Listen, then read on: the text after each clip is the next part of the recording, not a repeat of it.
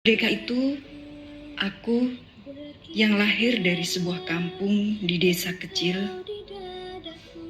Makna merdeka itu sederhana. Sesederhana impianku sebagai anak desa. Merdeka bagiku adalah ketika saya bisa melihat tidak ada lagi saudaraku di desa yang kelaparan. Tidak ada lagi saudaraku yang miskin. Tidak ada lagi saudaraku yang menganggur. Mereka guyup, rukun bersama, bahu-membahu, saling gotong royong untuk mengatasi masalah mereka. Tidak ada dominasi dan diskriminasi dalam menentukan nasib mereka. Tapi semua mendapatkan akses dan kesempatan sama untuk urun rembuk. Laki-laki, perempuan, tua, muda, mayoritas, minoritas dalam suasana kekeluargaan dan kebersamaan. Pak Lurah bukan Superman, tapi mampu mengemong saudara-saudaraku. Tidak ada kelompok yang merasa dipinggirkan, apalagi dipolitisasi, karena bukan pendukungnya. Merdeka itu ketika desaku tidak lagi terisolasi karena tidak adanya akses jalan dan jaringan. Semua bisa terkoneksi secara fisik dan digital. Tidak ada lagi anak ke sekolah harus berbaju kotor karena jalan yang masih berlumpur. Tidak ada lagi anak-anak yang pengetahuannya terbatas karena tidak mampu mengakses ilmu pengetahuan dan informasi yang disebabkan karena ketidaktersediaan akses internet. Merdeka itu ketika anak-anak di desa kami mendapatkan kesempatan belajar dan mengaji, gizinya cukup, tidak ada lagi stunting. Merdeka bisa bermain, bercengkrama riang gembira, karena punya ruang publik yang memadai untuk bermain bola, letengan, peta umpet, jejamuran. Merdeka itu ketika desaku mampu bersama-sama memanfaatkan dan mengoptimalkan sumber daya yang dimiliki. Dikelola bersama, dimanfaatkan bersama untuk kemakmuran kesejahteraan bersama. BUMDes bukan hanya milik kelompok elit desa, tapi mampu mentransformasi sebagai lembaga ekonomi desa, sebagai pusat perekonomian masyarakat desa. Merdeka itu ketika desaku bisa maju, tanpa harus kehilangan jati diri, sebagai masyarakat yang punya nilai yang terus tumbuh dan terpelihara untuk mengatur kehidupan. Merdeka itu mereka bisa mengatur kehidupannya dilandasi semangat kekeluargaan, kegotong royongan dan kebersamaan, rukun, damai, serta berkeadilan. Merdeka itu ketika desaku mampu berdikari dan merdeka secara ekonomi. Asa itu nampaknya ada dan sudah dekat. Modal dana desa sudah dikasih dari pengampu negeri. Ayo dikelola dengan baik, jangan sampai salah urus saudaraku. Agar mimpi merdekaku dan saudaraku segera terwujud. Ya Tuhan, saya juga berdoa semoga pandemi COVID ini segera berakhir dari bumi Nusantara, agar kami dapat beribadah dan beraktivitas seperti biasa kembali.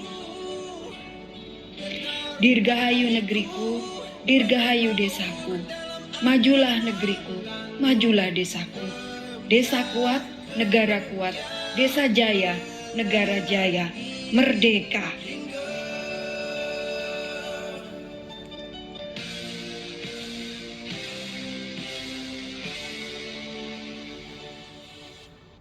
Ya, terima kasih Bapak Ibu semua. Barangkali secara ringkas, apa narasi yang kita saksikan tadi, saya pikir kita semua sepakat bagaimana kita semua untuk bisa mendorong dan tentu menjadi fasilitator di dalam proses kita mendorong kemajuan desa, dan ilustrasi mimpi-mimpi tadi bukan lagi sekedar mimpi, tapi mudah-mudahan menjadi kenyataan, dan itu semua pasti tidak lepas dari peran kita semua yang hadir di dalam forum kali ini. Bapak Ibu dan peserta rakor yang saya hormati, pertama saya ucapkan selamat melaksanakan rakor.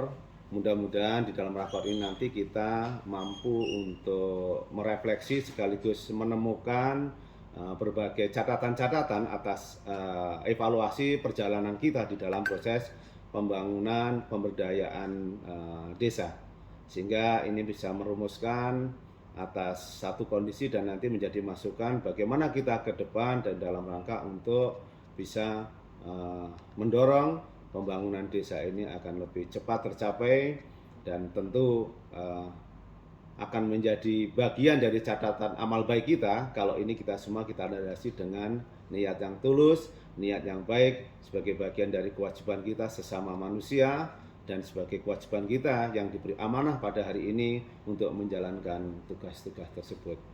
Karena itu Bapak Ibu sekalian, tadi saya katakan di awal bahwa kita hari ini adalah paling tidak sejak Undang-Undang Nomor 6 tahun 2014 itu diundangkan, ini kita udah tahun ke-7 perjalanan. Kita coba refleksi bahwa tujuan dari pembangunan desa itu adalah bagaimana meningkatkan kualitas hidup manusia, meningkatkan kualitas pelayanan publik di desa, juga penanggulangan kemiskinan, menjadikan masyarakat desa sebagai subjek pembangunan itu sendiri. Melalui apa? Tentu melalui peningkatan pelayanan dasar, kemudian pemenuhan pembangunan sarana prasarana desa, pengembangan ekonomi lokal, dan tentu pemaparan sumber daya alam dan lingkungan yang berkelanjutan. Kita kenal ada dua paradigma, ada dalam membangun desa, ada desa membangun dan membangun desa. Ini meskipun barangkali undang-undang sudah berjalan 7 tahun, tapi perlu saya ingatkan kembali karena dinamika di daerah tentu dengan demokrasi, adanya pilkada dan sebagainya, perlu kita dengungkan dan kita ingatkan bagaimana aspek pembangunan desa, yang desa membangun yang berangkat dari partisipasi dan inisiasi dari masyarakat desa, ini selalu ketemu dengan aspek teknokrasi yang berada pada level supradesa, baik di pemerintah kabupaten maupun provinsi. Dalam hal ini tentu bagaimana RPJMD dengan RPJMDes ini bisa nyambung. Jangan sampai nanti RPJMD-nya kemana, RPJMDes-nya kemana, sehingga kita tidak ada titik temu. Karena pada dasarnya sebenarnya bicara kabupaten merupakan juga bagian dari konstruksi atas desa-desa atau negeri-negeri. Demikian juga secara berjenjang provinsi itu dari kabupaten. Tadi sampaikan oleh Bapak Wakil Gubernur, maka ketika desa maju, maka kecamatan juga akan maju. Jika kecamatan maju, maka kabupaten maju, dan seterusnya. Kita ketahui bersama Indonesia dibangun atas konstruksi 74.961 desa paling tidak pada tahun ini. Karena itu keberadaan desa sangat strategis. Bapak Ibu dan hadirin sekalian, sebagai bagian dari arah untuk memberikan penajaman atas yang dituju di dalam pembangunan desa, seperti yang kami sebutkan dalam undang-undang tadi, Kementerian Desa memberikan satu penajaman melalui bagaimana melokalkan tujuan dari SDGs global ke dalam tujuan pembangunan desa dan pedesaan ini menjadi penting. Tadi saya katakan 74.961 di desa. Maka ketika SDGs desa bisa dilaksanakan dengan baik, maka akan berkontribusi terkait dengan tujuan pembangunan tadi yang global. Kemudian oleh pemerintah Indonesia, oleh Presiden, dikeluarkanlah Perpres nomor 59 tahun 2017 bagaimana untuk pelaksanaan pembangunan desa yang pembangunan yang mencapai tujuan pembangunan yang berkelanjutan. Beberapa catatan penting terkait dengan melokalkan tujuan global SDGs desa. Yang pertama, kita tahu bersama bahwa sebagian besar penduduk kita berada di desa. Karena itu pencapaian SDGs desa paling tidak harus bisa mampu menjawab persoalan permasalahan desa, terutama soal kemiskinan dan ketertinggalan. Kedua, melokalkan SDGs desa global ke dalam desa bertujuan agar pembangunan desa benar-benar dilaksanakan secara komprehensif, terukur melalui indikator capaian yang tentu menukik tajam untuk menjawab permasalahan yang dihadapi desa. Yang ketiga adalah SDGs desa memastikan agar seluruh masyarakat desa menjadi partisipatif dalam setiap proses pembangunan, baik dari bahasa perencanaan, pelaksanaan, kemudian evaluasi, pemantauan maupun di dalam pemanfaatannya, sehingga tidak boleh satu orang pun yang terlewat dalam penerimaan manfaat atas pembangunan desa itu sendiri. Karena itu, Bapak-Ibu sekalian yang saya hormati, SDGs desa adalah merupakan pembangunan atas pembangunan total atas desa. Artinya seluruh aspek pembangunan harus dirasakan manfaatnya oleh masyarakat tadi. Tahapan perencanaan pembangunan melalui penajaman terkait dengan arah kebijakan desa, Kementerian Desa, Pembangunan Daerah Tertinggal dan Transmigrasi telah menerbitkan Peraturan Menteri Desa Nomor 21 Tahun 2020 tentang pedoman umum pembangunan desa dan pemberdayaan masyarakat desa. Ini diawali dengan kita tentu apapun yang kita lakukan di dalam pembangunan harus berbasis kepada data. Karena data ini menjadi penting, kesalahan dalam mengambil data maka akan kesalahan di dalam mengambil kesimpulan. Ketika salah di dalam mengambil kesimpulan, pasti kita akan salah di dalam mengambil keputusan dan tindak lanjut atas keputusan tersebut. Karena itu pendataan secara objektif terhadap kondisi faktual ini harus benar-benar dipegang prinsip-prinsip terkait dengan objektivitas, kemudian keakuratan, validasi ini penting. Sehingga pembangunan desa dimulai dari tahun 2021 ini harus didasarkan pada data dan fakta yang tepat, update, dan objektif. Sehingga perencanaan pembangunan desa didasarkan pada hal tersebut, diharapkan perencanaan pembangunan adalah menjawab atas persoalan yang dihadapi desa dan mendayagunakan seluruh potensi yang dimiliki oleh desa. Karena itu di dalam proses perencanaannya perlu dilibatkan secara partisipatif dan disusun berdasarkan informasi data yang tersaji tadi. Kemudian di dalam proses pelaksanaan, karena kita katakan tadi tidak boleh satu orang pun yang terlewat, maka diutamakan melalui pola swaklola dan menggunakan pola padat karya tunai desa, memanfaatkan sumber daya manusia yang ada di desa, termasuk sumber daya alam dan sumber daya lainnya di desa, serta modal sosial, antara lain adalah swadaya dan gotong royong. Selanjutnya, Bapak-Ibu sekalian yang saya hormati, SDGs desa sebagai dasar perencanaan pembangunan desa, tentu kita diharapkan paling tidak bagaimana untuk melihat secara objektif apa sih kondisi desa kita. Dengan kondisi objektif tadi misalnya apakah desa kita ini faktor kemiskinannya masih tinggi, kemudian apakah persoalan terkait dengan kerusakan lingkungan, atau bagaimana kita untuk bisa memelihara dan memanfaatkan lingkungan. Demikian juga terkait dengan isu kesetaraan gender, sehingga paling tidak ada beberapa yang bisa kita lihat di dalam coba memadukan di SDGs desa ini. Misalnya desa tanpa kemiskinan untuk menjawab persoalan-persoalan yang desa memang kemiskinannya masih tinggi. Kemudian desa ekonomi tumbuh merata untuk mendaya gunakan potensi sumber daya alam misalnya. Desa peduli kesehatan karena mungkin di sekitar masih banyak hal terkait dengan kondisi kesehatan yang harus dilakukan. Desa peduli lingkungan, peduli pendidikan, ramah perempuan dan sebagainya. Ini diharapkan nantinya adalah tentu semua hal itu didasarkan pada situasi dan kondisi. Setiap desa dapat mengetahui kondisi desa masing-masing secara objektif. Satu nama satu alamat, by name by address. Rekomendasinya tentu dari data ini kemudian bisa digunakan untuk mereview kembali atas RPJMDes ataupun RKPDes dalam jangka pendek, sehingga kita mengacu pada data SDGs desa, maka data ini bukan hanya saja digunakan oleh desa atau negeri, tapi bisa digunakan oleh supradesa, baik oleh kecamatan, kabupaten, provinsi, bahkan pusat ketika memiliki program dan kegiatan yang untuk mendukung ke desa.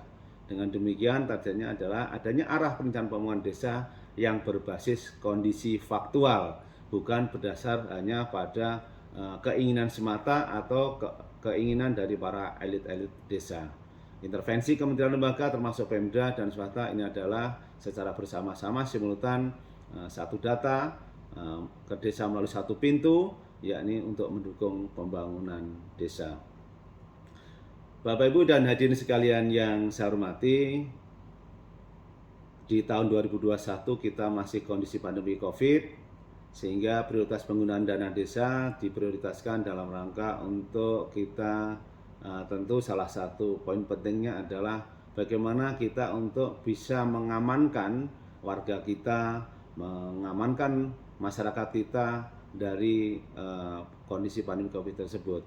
Karena itu adaptasi kebiasaan baru untuk mewujudkan desa sehat dan sejahtera melalui desa aman, kemudian mewujudkan desa tanpa kemiskinan melalui bantuan langsung tunai dan dana desa, termasuk padat karya tunai ini tentu menjadi prioritas. Selain itu adalah bagaimana untuk program prioritas nasional juga menjadi bagian yang kita acu, antara lain tadi pendataan, terus pengembangan desa wisata ketika desa-desa itu memiliki potensi, dan penguatan ketahanan pangan dan pencegahan stunting di desa, termasuk untuk mendorong desa inklusif. Berikutnya adalah bagaimana untuk pemulihan ekonomi nasional, tentu semuanya berdasarkan kewenangan desa, termasuk untuk pengembangan dan revitalisasi badan usaha milik desa, pengembangan usaha ekonomi produktif sesuai dengan potensi desa masing-masing.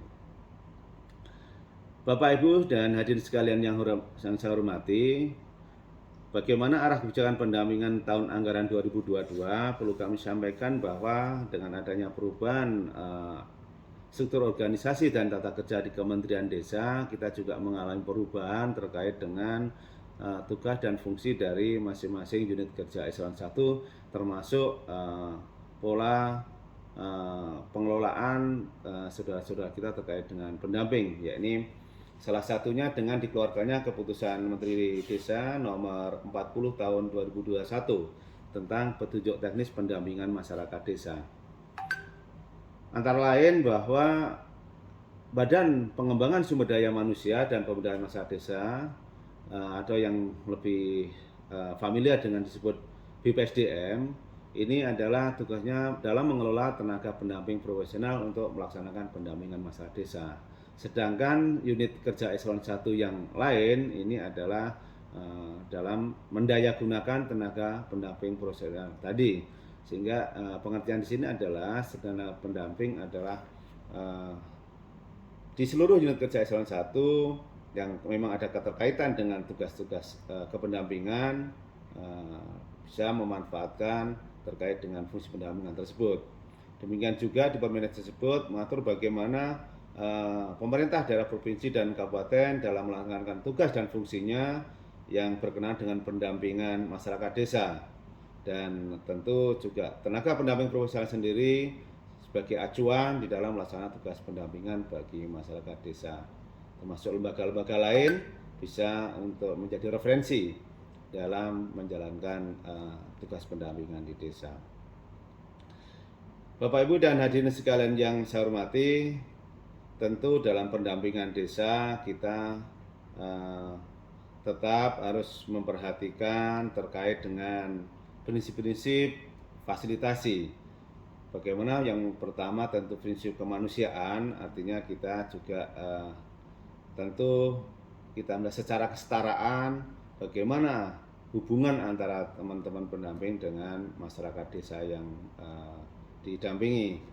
Keadilan, kebinekaan, karena kita tahu bersama kita tadi dari Sabang sampai Merauke kita punya keberagaman, karena itu kebinekaan ini juga harus disadari dan dipahami kepada seluruhnya yang melakukan pendampingan agar kita tidak salah atau tidak ketika masuk ke suatu wilayah tertentu Ada prinsip atau pepatah mengatakan di mana bumi dipijak, di situ langit dijunjung. Artinya kita juga harus menghormati, menghargai atas keberagaman yang dimiliki desa. Maka prinsip pendampingan juga harus memperhatikan itu. Kita harus pelajari kata budayanya dan sebagainya. Keseimbangan alam, kepentingan sosial dan seterusnya. Bapak Ibu dan hadirin sekalian yang saya hormati, fasilitasi tadi di bidang pembangunan desa, pemberdayaan, juga kita selalu menekan peningkatan kapasitas, termasuk dalam pengembangan ekonomi lokal dan termasuk penanganan pengaduan. Saya memberikan satu ilustrasi kepada Bapak Ibu sekalian. Keberhasilan pendampingan itu adalah bagaimana desa-desa yang kita dampingi bisa mampu dan berdaya sebagaimana saat kita dampingi ketika kita sudah meninggalkan yang desa kita dampingi. Kata lain adalah pendampingan itu desa ketika kita ada dan saat ini suatu saat nanti misalnya sudah kita tinggalkan, desa itu mampu melaksanakan sebagaimana pada saat kita mendampingi. Keberhasilan pendampingan desa adalah, sekali lagi saya ulangi, keberhasilan pendampingan desa adalah desa mampu melaksanakan sebagaimana pada saat kita dampingi walaupun kita sudah tidak ada di desa tersebut. Ini menurut saya penting agar kita bisa mengukur dan melihat sejauh mana tingkat keberhasilan di dalam rangka pendampingan yang kita lakukan. Pada posisi tahun 2021 dan 2022, tadi kita tentu pendampingan bagaimana pelaksanaan edisi desa ini benar-benar bisa dilakukan sehingga program mulai dari pendataan, perencanaan, pelaksanaan pembangunannya sampai pada pemantauannya bisa berjalan dengan baik sesuai dengan potensi dan kondisi yang dihadapi oleh desa.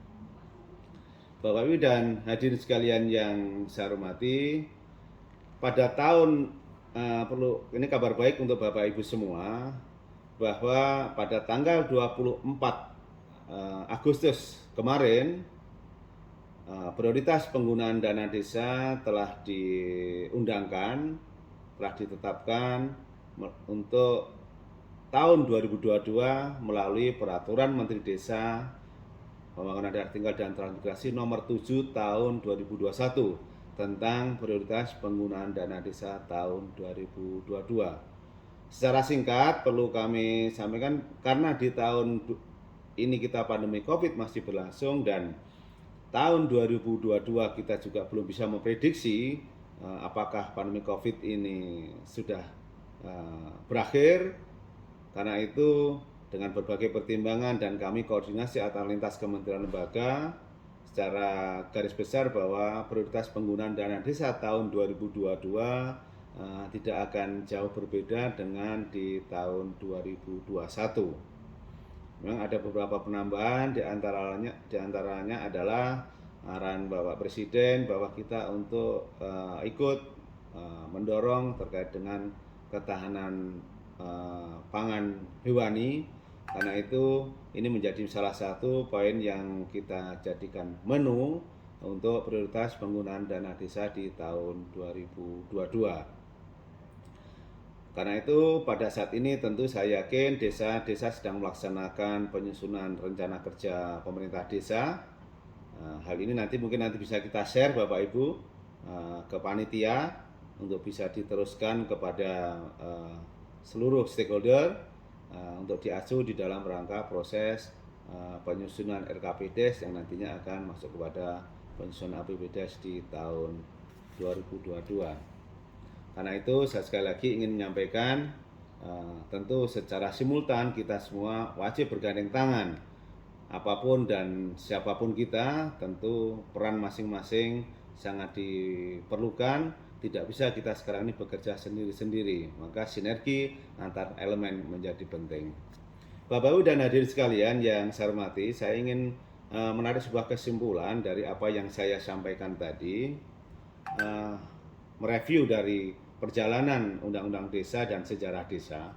Karena itu saya ingin menyampaikan bahwa yang pertama, masyarakat desa harus diletakkan sebagai owner atas kepemilikan desa.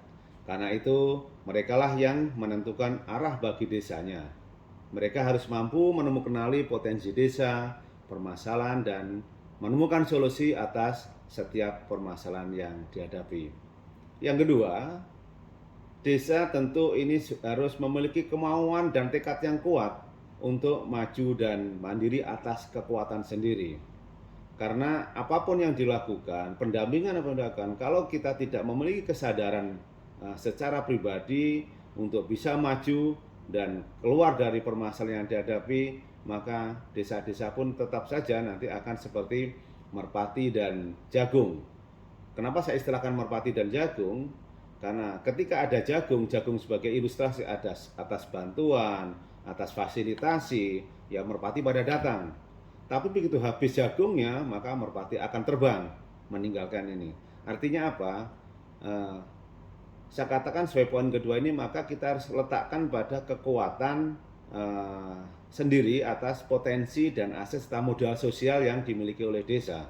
Dan kita harus memiliki kesadaran kolektif bagi masyarakat desa untuk bisa memajukan desanya dan memajukan masyarakatnya. Stimulan yang dari luar hanyalah bentuk stimulan. Dana desa hanyalah stimulan, tetapi harus kita sadari pada posisi kita sendiri berdikari adalah menjadi kata kunci yang harus kita pegang. Yang ketiga adalah saya ingin mengingatkan, desa adalah arena bagi masyarakat untuk meraih kemuliaan. Apa kemuliaannya? Salah satunya adalah kesejahteraan. Karena itu, desa bukan ajang bertarungnya para elit untuk berebut kekuasaan. Bapak Ibu yang diberi amanah untuk mengemban, memajukan desa, tentu ini tugas mulia. Mari ini kita jadikan arena bagi kita untuk melakukan beramal, untuk melakukan kita pengabdian kepada masyarakat. Nah, tentu hal ini juga desa perlu pendampingan untuk memajukan desa agar mampu bergerak bersama-sama untuk melakukan pembangunan desa menuju satu titik yang diharapkan melalui kesadaran kolektif dan arah yang dituju oleh masyarakat desa tadi. Dan terakhir, kemajuan desa tidak boleh merusak modal sosial dan nilai-nilai yang ada, yang saat ini masih tumbuh dan terpelihara sebagai ciri khas atas kearifan lokal yang dimiliki oleh masyarakat desa. Sifat guyub rukun, gotong royong, kebersamaan, bahu-membahu saling membantu, ini harus tetap dipelihara. Jangan sampai kemajuan desa, pembangunan ini justru mengoyak atas nilai-nilai tadi. Ini harus tetap dipelihara sebagai bagian dari ciri khas masyarakat desa di Indonesia yang selalu menjaga dan merawat atas nilai-nilai untuk kebersamaan tadi.